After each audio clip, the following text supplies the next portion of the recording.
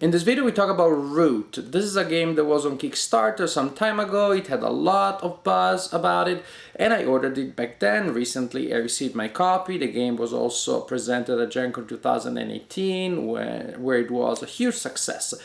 Root is a game of non-symmetrical warfare, intrigue. You have different factions that behave in completely different ways. They have completely different sets of actions, different objectives, and different manners in which they attempt to complete their objectives and they get in each other's way. Now, an important disclaimer. I am a friend of Cole, the designer. I met Cole when he was still living in beautiful Bloomington, Indiana. We used to play games together back then. He still comes to town from time to time. And in fact, it was Cole that taught me how to actually play Root. So if you think that I don't know, is a problem, it may color my opinions about the game, well, it is your right to think so. In any case, let me show how Root works. This is the board of the game. It looks really nice. It represents the forest in which the players will be fighting and, well, doing their thing. Since the game is completely asymmetrical, different players will be doing different things with their game pieces. However, there are some general concepts. We have clearings that are the playable areas where the pieces will actually go. We have connections and you will move your game pieces from one clearing to the other following the path of connections. The clearings have boxes that represent spaces where players can build buildings. Other concepts, well, interesting things, for example, to move, you need to be able to rule the clearing that you're moving from or the clearing you're moving into, or both, which means from time to time, if your pieces are in a minority in different locations, they kind of get stuck. You have to move large armies, or you need to be able to take control of adjacent areas to be able to move them together with their friends. Yes, your game pieces may get lost. There is combat. Oh, you bet that there is combat in this game. Look at these adorable game pieces. Combat is extremely simple and yet surprisingly, I would say, satisfying. To resolve combat, you use these two dice, 12-sided with numbers, as you can see, between 0 and 3. Pretty simple. The attacker declares that they're attacking. The defender may play an ambush card if they have one, like in this case. Ambush simply means a defender may immediately inflict 2 hits. If the ambush card is not played, then the battle is resolved normally. Otherwise, well, if both sides are still there, you still resolve combat. To resolve combat, you roll the 2 dice. Oh, look, this is the result that we got. And the attacker gets to inflict the higher number that was rolled as hits on the opponent, and the defender gets to inflict on the attacker the lower number, but no more than the number of units that they have. So here, the cats inflict 2 hits on them. And these guys, the birds, inflict 1 hit on them. If this had been the case, in theory, they would have inflicted 3 hits each, but since they only have 2, they would have been able to inflict only 2. So this is how combat works. So we'll look at the cards. They can be played for their suit, which is here in the top left corner. And also we have birds, which are wild. They can be used for various things. Dominance cards will change the victory conditions. Usually you will win by scoring 30 points, and different factions score points in different ways, or by fulfilling the conditions of a dominance card. If you play it and you commit to pretty much use what is described here as your new victory condition. Then we have these icons here that are the crafting icons. Interesting enough, they're exactly the same thing. Here you see that these icons are in the top right and bottom left corner. And I like this very much because that means that you can see the icon regardless of how you're fanning the cards. As a left-handed player, I really appreciate that. So these are exactly the same icons, and pretty much they tell you the areas that you need to have an influence in to be able to play the card and activate the effect described next to those icons at the bottom. There are two types of crafting effects. Some are temporary, and you simply demonstrate that you're able to craft that card, you play it, you gain that advantage. You can be victory points, maybe that you're able to actually craft an item, maybe different types of advantages. And then you have permanent advantages. So once you play it, you simply play the card in front of you, and you are able to then use that advantage anytime that the text of the card applies. Very nice idea. And these cards can also be used for a variety of other ways. For example, the Woodlands Alliance uses them as supporters. They place them face down on their player aid, and they can then use them for recruiting purposes. Now, what happens here is pretty simple. The players alternate taking turns, and when they take turns, they do things. I know it's a little vague when I say it like that, but again, the game is so asymmetrical. You have the 4 factions. Each faction has a player aid, which you also use to organize tokens, and then let's take a close look at what the factions do. Well, each faction has a turn structure, which may be different from each faction, but it is always divided in a bird song, which is sort of like the beginning of the turn, main phase, and then an evening phase, with different game effects applying to each phase. For example, the Marquise the Cat, which are sort of industrial powers, so they build stuff, and then they use the stuff that they build to build more stuff.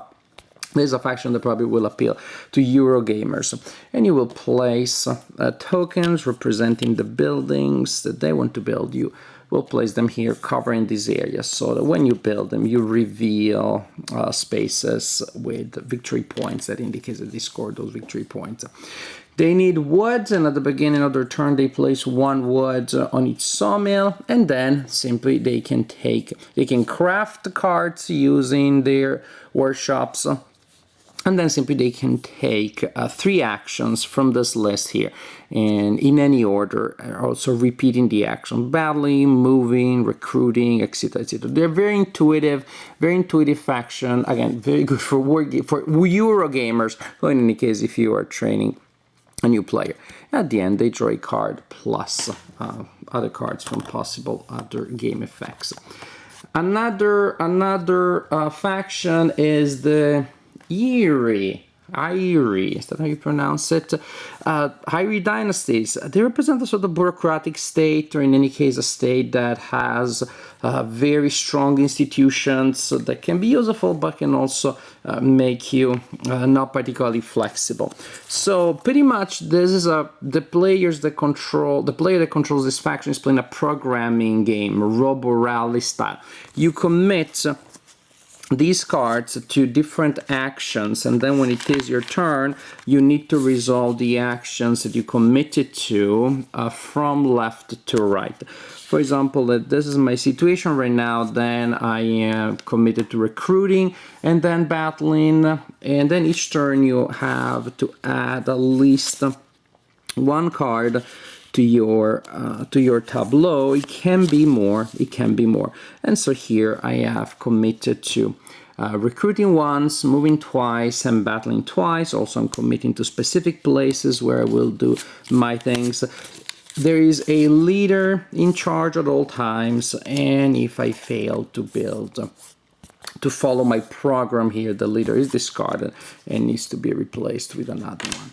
Then we have the Woodland Alliance, which is a little bit of your guerrilla, populist, Viet Cong style of faction.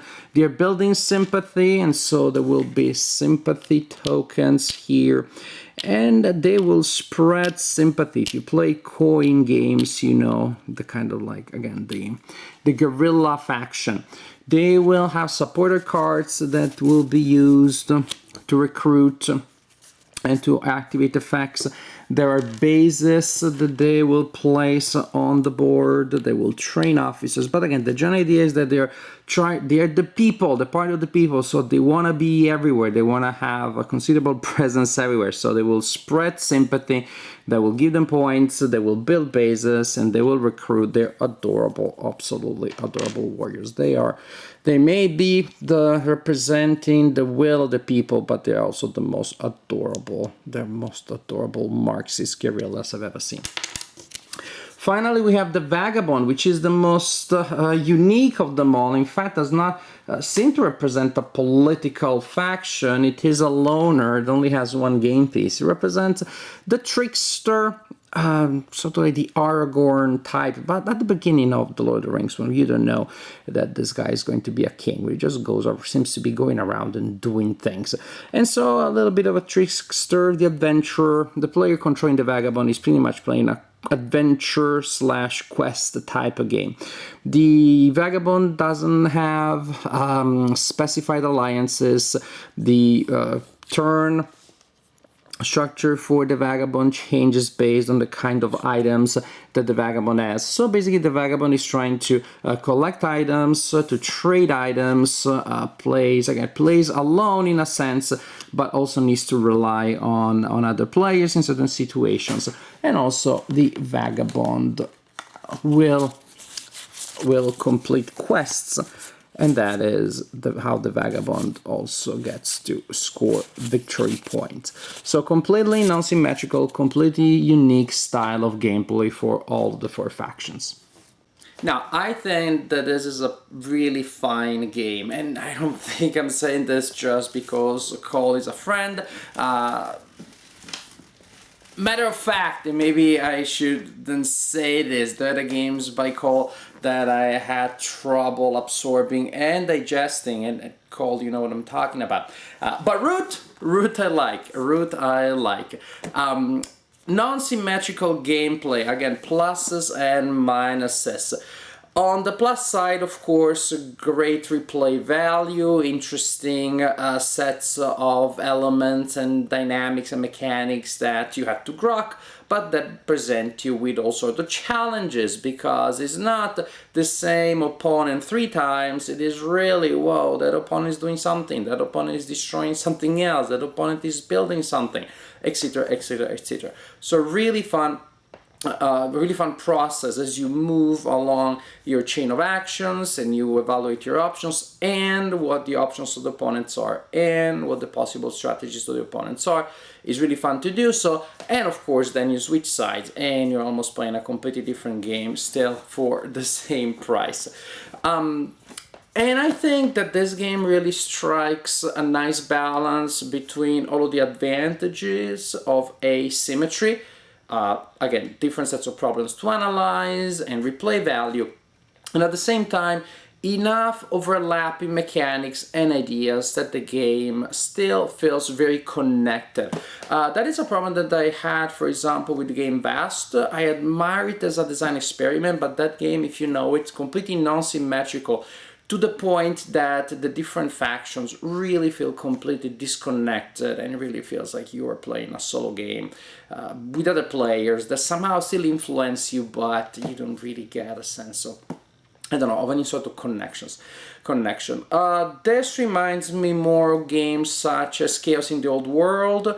That was one of the first big non-symmetrical games of the last couple of years, I'd say, of the wave of the renaissance of board gaming that we are experiencing. And then, of course, we have the coin games by GMT. And in a sense, this is, Root is my first coin game. And my first doesn't mean it's for children, because don't be fooled by the cutesy art. This is not a game for children.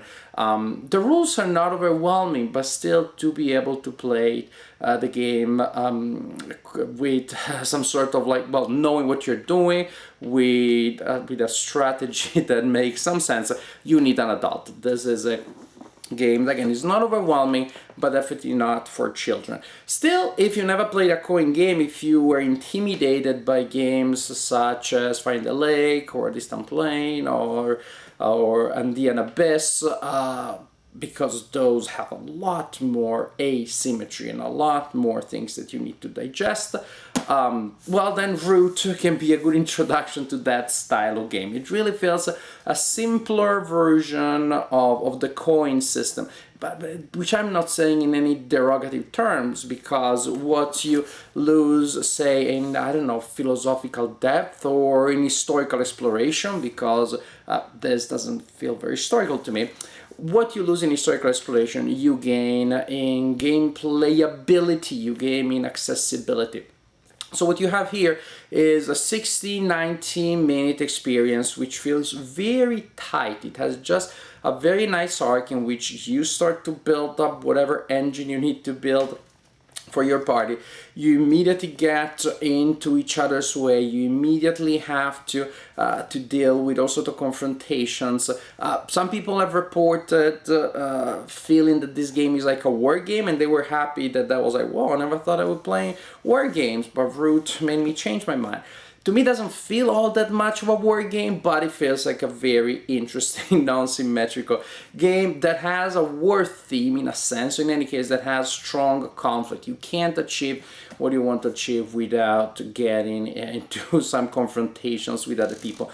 The map is pleasantly claustrophobic in that sense because it forces you to interact with other people from very, very early. So it's a really tight, very nice experience where you do have the pleasures and the joys of asymmetry without the negatives, without the things feeling too disconnected or too confusing, or without you having to do a lot of homework to learn very complicated systems that the opponents will be playing before you can play your faction, knowing what you're doing. So to me, Root is a really fine game. So if you don't know about this game yet, give it a try.